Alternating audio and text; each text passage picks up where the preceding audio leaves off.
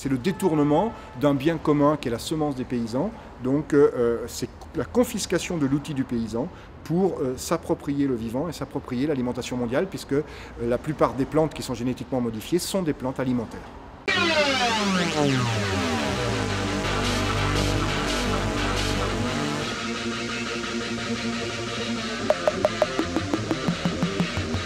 Avec ces brevets sur des informations génétiques, ils ont la capacité de s'approprier toutes les semences qui sont sur la planète. Quand la plante évolue, la séquence génétique elle reste. Donc je peux dire, ça c'est à moi, tu dois me payer des droits de licence. Derrière ça aussi, il y a l'appropriation des semences, et ça veut dire qu'on a des semences qui ne sont pas adaptées. On a des semences qui sont sélectionnées des fois même aux États-Unis et qu'on nous impose. Avec leurs plantes brevetées, ils contaminent tous les champs des paysans. Donc ils s'approprient le droit d'utiliser les semences. Ça me fait penser un peu au discours aussi transhumaniste qu'on entend depuis quelques années.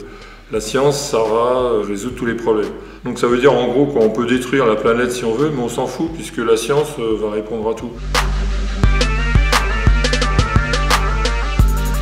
On a quand même beaucoup cette problématique de la science c'est neutre, beaucoup de gens pensent ça, beaucoup de journalistes ne connaissent pas la manière dont la science est réalisée. On est capable de reproduire la biodiversité, non, enfin faut arrêter du délire, quoi. Il y a des limites. Restons humbles quand même, on n'est que des humains.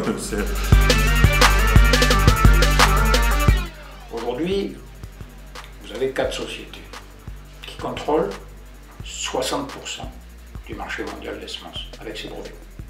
Ces sociétés, elles peuvent décider si un pays il va disposer de semences pour pouvoir nourrir sa population. Ça a été dit même par des gens de la Banque mondiale, etc. Celui qui contrôle la semence contrôle les peuples.